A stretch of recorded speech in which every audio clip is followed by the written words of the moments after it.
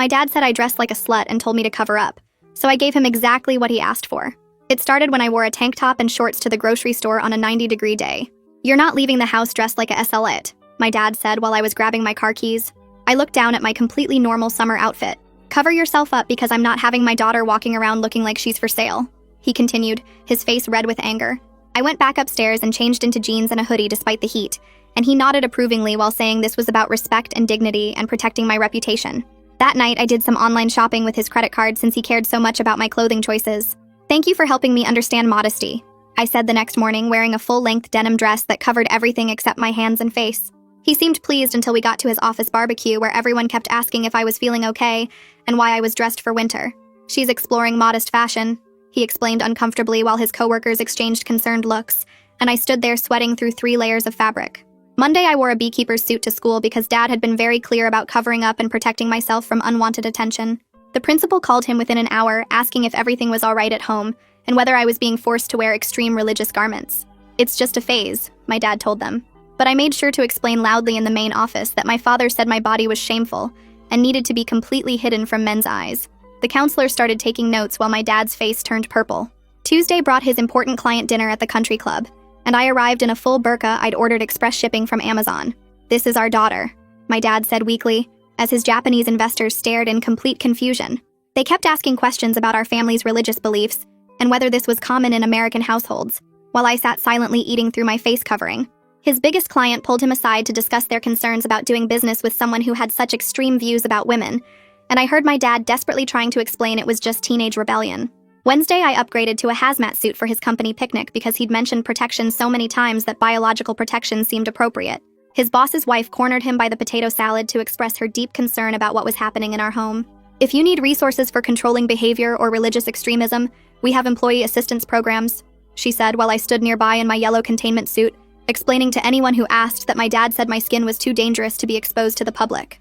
Thursday was parent-teacher conferences, and I wore a Victorian morning dress complete with a black veil that covered my entire face. My teacher asked my dad point-blank if he was abusing me or forcing me into a cult while I sat there looking like a gothic ghost from 1850.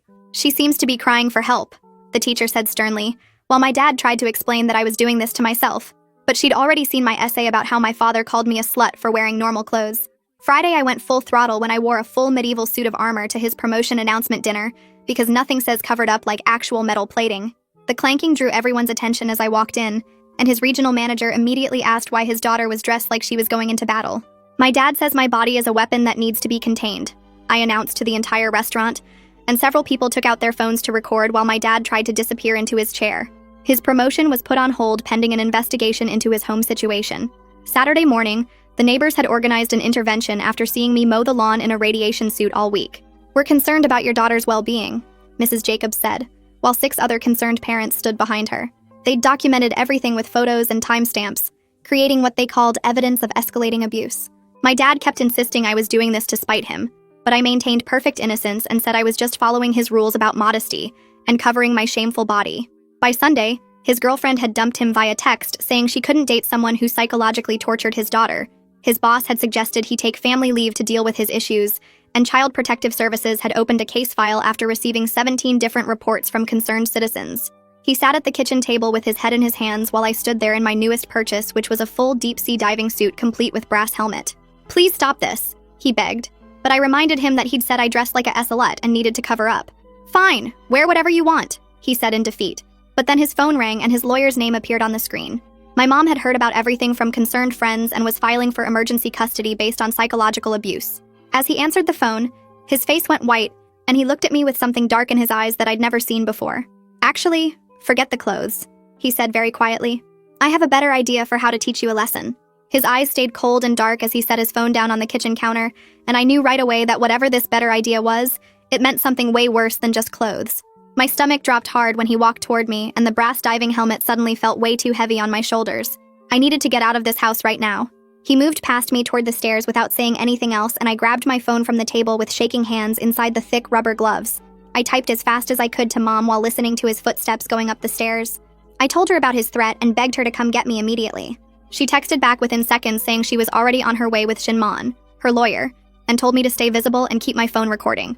I fumbled with the phone settings through the diving gloves and started recording just as Dad's footsteps came back to the top of the stairs. He came down carrying an old brown suitcase that I recognized from the hall closet, and he dropped it on the kitchen floor with a heavy thud. He announced that I was going to a wilderness camp for troubled teens starting tomorrow morning. He'd already paid the deposit while I was upstairs changing into the diving suit, and they specialized in fixing disrespectful daughters who embarrassed their families. The place was called Redemption Ranch, and it was somewhere in Utah, and they'd already sent someone to pick me up at 5 in the morning. Before I could even process what he was saying, the doorbell rang loud and urgent. Dad's face went from satisfied to confused.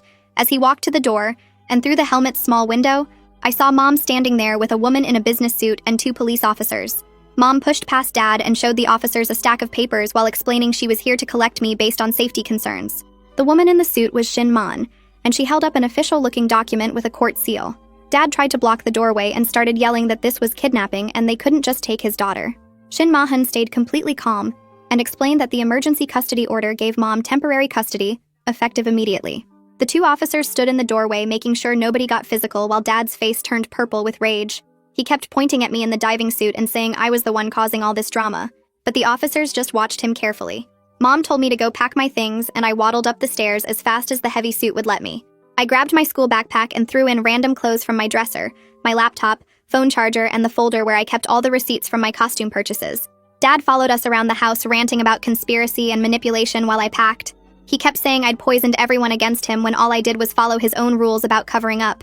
Mom helped me get the diving helmet off so I could see better, and Dad grabbed it from her hands and threw it against the wall. One of the officers stepped into the house and told Dad to calm down, or they'd have to arrest him. I changed out of the diving suit in my bathroom while Mom stood guard outside the door, and I could hear Dad downstairs still arguing with Shin Man about parental rights. When I came out in normal clothes for the first time in a week, Mom hugged me tight and whispered that everything would be okay now. We walked downstairs where Dad was pacing in the living room while the officers watched him. He tried one more time to stop us from leaving, but Sinman reminded him that violating the emergency order would result in immediate arrest. Dad stood in the doorway watching as we got into Mom's car, and I saw him kick the doorframe hard as we pulled away. At Mom's apartment that night, we sat at her small kitchen table while Shin Man spread out a bunch of legal documents. She explained that the custody hearing would happen in 2 weeks, and we needed to document absolutely everything. She said Dad's threat about the wilderness camp actually helped our case because those places had terrible reputations for abuse. She'd already filed a motion to prevent him from sending me anywhere without court approval, and she wanted copies of all my costume receipts as evidence. Mom made us tea while Sinman took photos of everything with her phone, including screenshots of Dad's angry texts that had started coming through. She told me not to respond to any of his messages and to forward everything to her immediately. Monday morning at the school felt weird and normal at the same time. I walked into the counseling office before first period, and Adeline Bray immediately stood up from her desk when she saw me.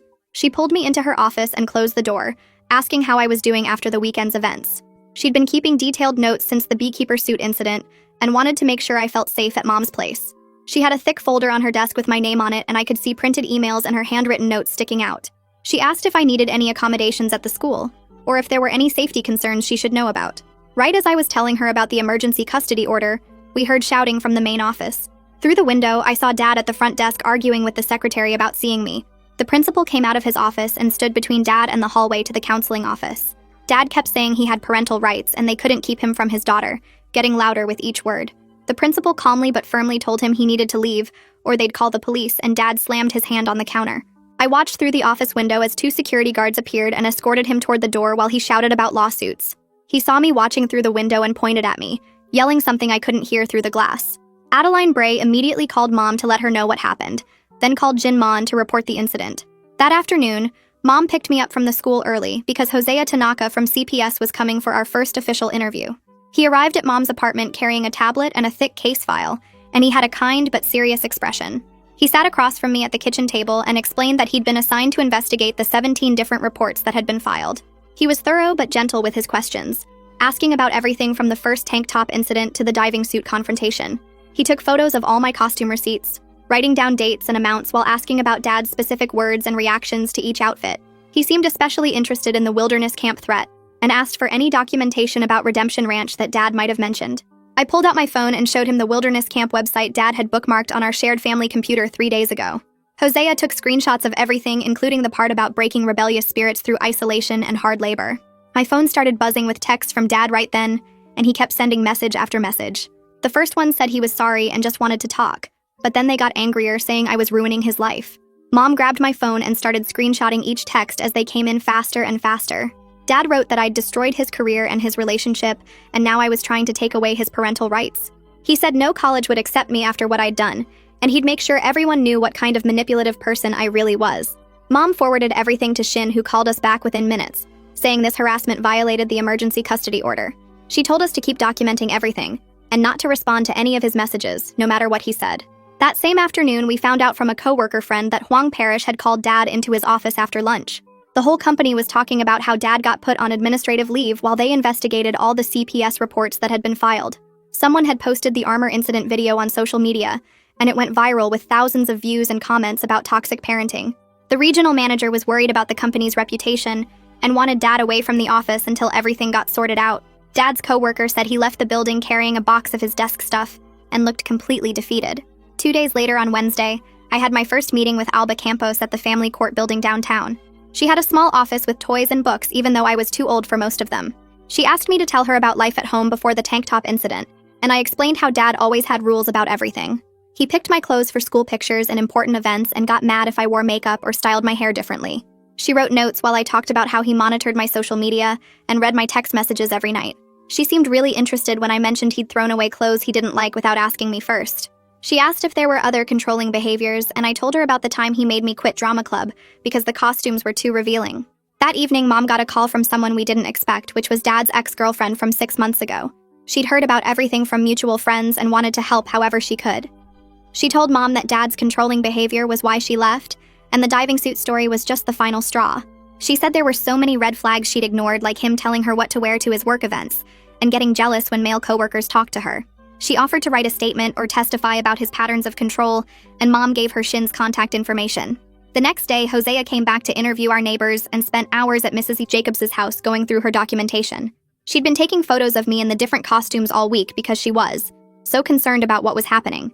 She showed him timestamps proving the escalation from the beekeeper suit on Monday to the diving suit on Sunday. 3 other neighbors came over to talk to him, and they all said they'd been worried enough to consider calling someone even before the intervention. One neighbor said she'd seen Dad yelling at me in the driveway multiple times over normal teenage stuff like playing music too loud. Thursday morning, Shin called to tell us Dad's lawyer had reached out with a settlement proposal. He wanted to get unsupervised weekend visits if he completed an anger management course and agreed to therapy.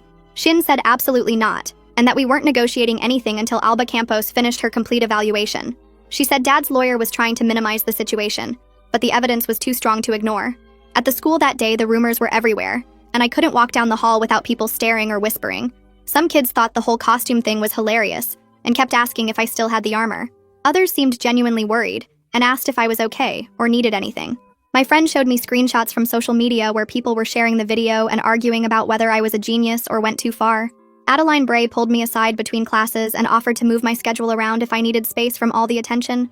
I told her I wanted to keep my normal routine because changing everything would just make it worse. She said she understood, but reminded me her door was always open if things got overwhelming. Friday started normal, but everything changed that evening when we heard someone buzzing every apartment in Mom's building. Mom looked through the peephole and saw Dad standing in the hallway, even though he wasn't supposed to be anywhere near us. He must have convinced someone to let him in because he was pounding on our door yelling that he just wanted to see his daughter. Mom told me to lock myself in the bathroom while she called 911, and I could hear Dad getting louder and angrier in the hallway. The police arrived within 10 minutes, and I heard them telling Dad he was under arrest for violating the protective order. He kept arguing that he had rights as a father, but they didn't care, and took him away in handcuffs. Mom held me while we both shook from the adrenaline and fear of what could have happened if he'd gotten inside. We found out the next morning that Dad spent Friday night in jail and got released Saturday with a court date for the violation. Shin called us right away saying this actually helped our case significantly, because it proved Dad couldn't respect legal boundaries. She said judges take protective order violations very seriously, and this would definitely impact the custody decision. The following week, Alba scheduled a second session with me to dig deeper into our family dynamics. She asked about specific incidents and wanted to understand patterns of behavior going back years. I told her about Dad criticizing my appearance constantly, like saying my legs were too fat for shorts or my arms looked flabby in tank tops. She asked how these comments affected me, and I explained that I started wearing baggy clothes to avoid his criticism long before the slut comment. She wanted to know about good memories too, but it was hard to think of times when Dad wasn't trying to control something about my life. Sunday morning, Mom pulled out 3 big photo albums from the storage closet, and we sat on her couch spreading them across the coffee table. She opened the first one to my 5th birthday party, and I pointed at the pink princess dress Dad had picked out, even though I'd wanted the dinosaur costume. Every Halloween photo showed the same pattern, with Dad choosing my outfit while Mom stood quietly in the background. I flipped to Christmas photos where Dad always dressed me in formal dresses for his company parties while other kids wore normal clothes. Mom's hands started shaking when we found pictures from my 8th grade graduation where Dad made me change 3 times before settling on a dress that covered my knees. She kept saying she was sorry and wiping her eyes with tissues while I showed her dance recital photos where Dad had complained my leotard was too tight. The next week, Hosea called to update us about the case and mentioned Dad had enrolled himself in anger management classes at the community center. He said Dad's lawyer was pushing this as proof of taking responsibility, but the CPS investigation wasn't impressed by last-minute efforts. Hosea explained that 17 separate reports plus the arrest for violating the protective order created a pattern that classes couldn't fix overnight. Mom took notes while Hosea went through the timeline of events and said the hearing date was set for 2 weeks away. That same week, we got a letter from Dad's company about their internal investigation closing, with him keeping his job but losing the promotion permanently. The letter said multiple employees had come forward about uncomfortable comments he'd made about women's clothing even before my costume protest started. Dad got moved to a different department with no direct reports and would have to complete sensitivity training before any future advancement opportunities. Mom read the letter twice, then filed it with all the other documents Shin had told us to keep for court. At the school, I had to write a personal essay for English class about a time I stood up for myself, and the words just poured out. I wrote about the tank top and the costumes and how sometimes you have to make yourself impossible to ignore when nobody listens to your regular voice. My teacher read it during class while everyone else worked on grammar exercises, and I saw her eyes get wide at certain parts. After class, she pulled me aside and asked if she could submit it to the district writing contest with a fake name to protect my privacy. I agreed because the winner got a scholarship and we needed money for legal fees that kept adding up every week. Wednesday before the hearing, Alba sent her evaluation to the court recommending supervised visits only with required therapy for Dad. The report was 12 pages long and used terms like narcissistic control patterns and coercive behaviors that went back years before the costume incident. She wrote that Dad showed no real understanding of how his actions affected me and kept blaming everyone else for the consequences. Shin called us excited because Alba's evaluation was exactly what we needed to show the judge this wasn't just teenage rebellion gone wrong. The next day, Dad's lawyer filed a response claiming I was manipulating everyone and that Mom was coaching me to destroy Dad's life. The document said I was a troubled teen seeking attention, and that Mom had poisoned me against Dad to get revenge for their divorce. Shin laughed when she read it and said judges see through this defensive strategy because it just proves the parent won't take any responsibility. She explained that blaming the child usually backfires badly in custody cases, especially with all our documentation backing up my side. The night before court, I couldn't eat dinner and kept pacing around Mom's apartment, checking my phone every few minutes. Mom made hot chocolate, and we sat on the couch while she walked me through what would happen in the courtroom tomorrow. She promised no matter what the judge decided, she wouldn't let me go back to an unsafe situation, even if it meant moving to another state. I finally fell asleep around 2 in the morning with Mom still sitting next to me, rubbing my back like when I was little. Thursday morning, we got to the courthouse early and waited outside the family court entrance with Shin reviewing last-minute details. Dad showed up in an expensive gray suit with his lawyer who looked annoyed about something as they walked toward us. Dad started walking directly at me, but his lawyer grabbed his arm and pulled him back, whispering urgently about making things worse. We all stood there awkwardly until the bailiff opened the courtroom doors and called our case number for the custody hearing. Inside the courtroom, Judge Hood sat behind a tall wooden desk, looking through a stack of papers thick enough to be a phone book. I sat between Mom and Shin at one table, while Dad and his lawyer sat at another table across the aisle from us. The judge asked for a 15-minute recess to finish reviewing all the evidence because there was so much documentation to process. When she came back, Judge Hood started with preliminary questions about the protective order violation, and Dad's lawyer tried to minimize it as a misunderstanding. The judge cut him off and said violating court orders was never a misunderstanding and moved on to the main custody issues. When my turn came to testify, I walked to the witness chair trying not to shake while the bailiff had me promise to tell the truth. Shin asked me to describe the original incident with the tank top, and I explained everything just like we'd practiced staying calm and factual. Judge Hood leaned forward when I got to the part about Dad's threat of a better idea and asked me to explain exactly what he meant. I told her about the wilderness camp brochure he'd shown me and how those places were known for abusing kids to make them obedient. The judge wrote something down and nodded for Shin to continue with her questions, while Dad shifted in his chair looking uncomfortable about the wilderness camp topic coming up. When it was Dad's turn to testify, his lawyer asked him easy questions first about providing for me and being a concerned parent trying to guide his teenage daughter. Dad sat up straighter and explained how he'd always worked hard to give me everything I needed and just wanted me to have self-respect and dignity in how I presented myself to the world. His lawyer asked about the tank top incident, and Dad said I was exaggerating everything because teenagers do that, and he'd simply asked me to dress more appropriately for a young lady. The judge leaned forward and asked him directly why he used the word slut, if he was just concerned about appropriate clothing. Dad's mouth opened and closed a few times before he said he didn't remember using that exact word, and maybe I misunderstood what he meant about dressing modestly. Judge Hood wrote more notes while Dad's face got red, and his lawyer quickly moved to the next question about his relationship history. That's when things got interesting because Dad's ex-girlfriend walked into the courtroom wearing a business suit and looking determined as she took the witness stand. She told the judge about the 6 months they dated and how Dad constantly commented on her outfits, saying her skirts were too short or her shirts too tight for a woman her age. She described how he'd check her phone to see who she was texting and got mad when male coworkers liked her social media posts, even though they were just vacation photos. He'd made her delete several male friends from social media, claiming it was inappropriate for a woman in a relationship to have male friends online. She said leaving him was the hardest, but best decision she ever made because the control got worse over time, not better. When she finished testifying, she looked at me and mouthed that she was sorry she hadn't spoken up sooner before walking out of the courtroom. Next, Adeline from the school took the stand carrying a thick folder that she set on the witness box as she got sworn in by the bailiff. She opened the folder and pulled out dated notes starting from the day I showed up in the beekeeper suit all the way through the diving helmet incident. She'd documented every conversation we had, including my emotional state and the specific things I'd said about Dad's rules and comments about my body. She told Judge Hood in her professional counselor voice that she believed I was crying for help through my costume protest because I didn't know how else to make adults listen. She explained how victims of emotional abuse often use extreme behaviors to signal distress when direct communication fails, and that's exactly what she saw happening with my escalating costume choices. Judge Hood thanked her for the detailed documentation and asked her opinion on my current emotional state and safety needs going forward. Adeline said she believed I needed stability and support away from the source of control while working through the emotional impact of what I'd experienced. After Adeline stepped down, Judge Hood turned to Dad and asked him directly about the wilderness camp he'd threatened to send me to after the diving suit incident. Dad's lawyer tried to object, but the judge said it was directly relevant to determining custody and safety, so Dad had to answer the question. He admitted he'd looked into a program called Redemption Ranch that specialized in troubled teens, but claimed he was just trying to scare me into stopping the costume thing.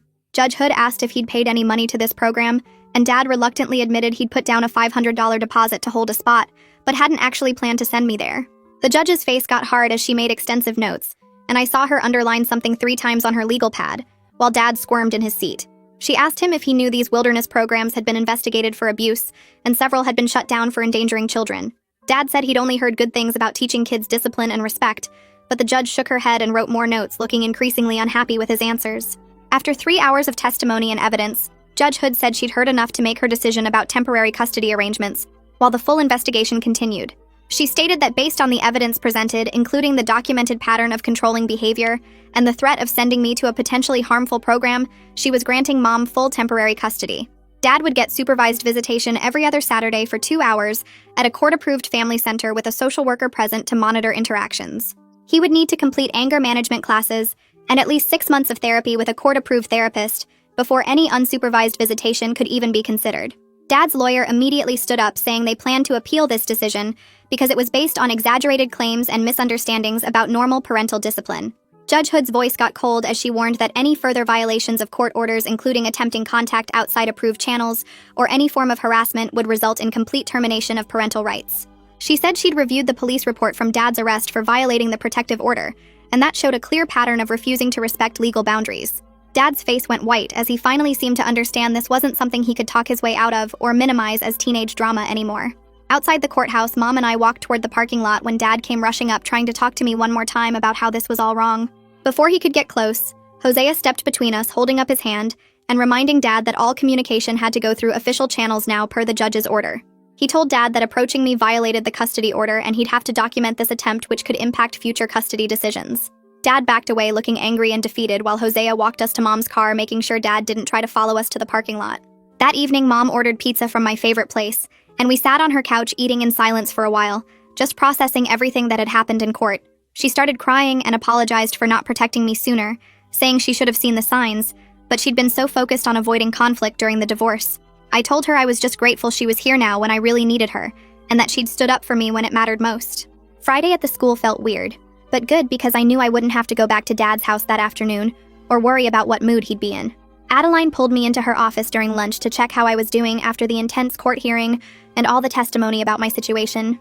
She reminded me that healing from this kind of experience isn't a straight line, and it's normal to have complicated feelings about Dad, even though his behavior was wrong. The weekend at Mom's apartment passed quietly, and I realized while getting dressed Sunday morning that it was the first time in years I'd picked clothes without any anxiety. I put on shorts and a tank top because it was warm outside and walked to the grocery store with Mom to get ingredients for dinner. Nobody said anything mean about my outfit, or made me feel ashamed for showing my arms and legs on a hot day like normal people do all the time. 2 weeks later, the family center called to schedule Dad's first supervised visit, and Mom drove me there on a Saturday morning while my stomach felt like it had rocks in it. The building looked like a converted daycare with bright murals on the walls and plastic chairs in the waiting room where other kids sat with their custodial parents looking just as nervous. Dad showed up 5 minutes late wearing a new suit and carrying flowers, which the social worker immediately took away, explaining gifts weren't allowed during supervised visits. We went into a room with toys and books, even though I was way too old for most of them, while the social worker sat in the corner with a clipboard taking notes every few minutes. Dad spent the first hour telling me how much therapy was helping him understand his mistakes and how he'd changed completely in just 2 weeks, which seemed impossible. He kept asking if I missed him and when I could come home, while the social worker wrote faster and reminded him to focus on the present, not future living arrangements. The second hour dragged worse than the first, with Dad trying to get me to talk about school, but I just gave one-word answers and watched the clock above his head tick toward noon. When time was up, he tried to hug me, but I stepped back, and the social worker noted that too before walking us to separate exits so we wouldn't interact in the parking lot. Mom asked how it went on the drive home, and I just shrugged because there wasn't much to say about 2 hours of awkward silence and desperate promises. That Monday, Adeline Bray gave me a therapist's card and said she'd already called to explain my situation so I wouldn't have to start from scratch. The therapist's office was in a converted house with soft chairs and boxes of tissues everywhere, which made sense once we started talking about everything. She asked me to describe what happened with the clothes, but also wanted to know about years before that, which made me realize Dad's control went back way further than I'd thought. We talked about how he picked my friends and activities and always had reasons why certain things weren't appropriate for his daughter to do. Over the next few weeks between therapy sessions, Mom and I figured out how to live together without the constant fighting that happened at Dad's house. She asked what time I wanted to be home instead of telling me, and we negotiated chores based on our schedules, not arbitrary rules about respect. When I wanted to go to a movie with friends, she just asked normal parent questions about who was driving and what time it ended instead of interrogating me about boys. We even disagreed about some things, but she listened to my side and we compromised like regular people instead of her threatening punishments. A month after the custody hearing, Dad's lawyer filed paperwork saying he'd completed anger management and wanted unsupervised visits starting immediately. Judge Hood scheduled a hearing where Dad presented certificates from his classes and letters from his therapist saying he was making excellent progress. She looked through everything carefully, then said 6 months of supervised visits was the minimum before she'd even consider changing the arrangement. Dad's lawyer argued this was punitive, but Judge Hood reminded him that rebuilding trust after calling your teenage daughter a slut takes more than a few anger management sessions. At the school, my English teacher submitted my essay about standing up to control to the district writing competition without telling me until it placed second. She pulled me aside after class saying they wanted me to read it at the awards assembly, but understood if that felt like too much attention. I told her I'd accept the award on stage, but didn't want to read the essay out loud since everyone already knew enough about my family situation. The certificate came with a $50 gift card, and seeing my name on the program next to normal achievement stuff felt weirdly good. Every other Saturday became our new routine, with Dad showing up to the family center trying different approaches to get me to engage with him. Some weeks he brought board games which we'd play in silence while the social worker watched, and other weeks he'd try talking about neutral topics like movies or sports. Slowly he stopped pushing about coming home or changing custody and started actually listening when I mentioned things about school or friends. He even asked follow-up questions that seemed genuine instead of looking for information to use against Mom in court. 3 months after everything started, Mom filed divorce papers citing irreconcilable differences and years of controlling behavior she couldn't ignore anymore. Dad didn't contest it, which surprised everyone, but his lawyer probably told him fighting would make the custody situation worse. The paperwork went through quickly since they'd already been separated and didn't have much shared property to divide. Therapy kept helping me see patterns I'd never noticed, like how I always apologized even when nothing was my fault, or how I'd check with friends multiple times before making any decision. My therapist worked with me on trusting my own judgment and speaking up when something bothered me instead of just going along to avoid conflict. We practiced setting boundaries with role-play scenarios until it started feeling more natural to say no without immediately backing down. When spring came around, I signed up for debate team, partly because Adeline Bray suggested activities where using my voice was the whole point. The coach paired me with experienced debaters who helped me structure arguments and find evidence to support different positions. Adeline stopped by practice one day and said she was proud of how I was turning a painful experience into something constructive. At the end of the school year, Dad's therapist called Mom asking if I'd come to a joint session to work on our relationship with professional support. Mom left it up to me, and after thinking about it for a week, I agreed to try one session to see how it went. Dad actually apologized without any excuses or explanations about how I'd misunderstood or overreacted to his parenting style. He said he let his own fears about protecting me turn into controlling behavior that hurt me, and he was sorry for all of it. The session ended with me feeling weird about his apology, but the therapist said that was normal after everything that happened. Mom picked me up and we drove home without talking much, because there wasn't really anything to say yet.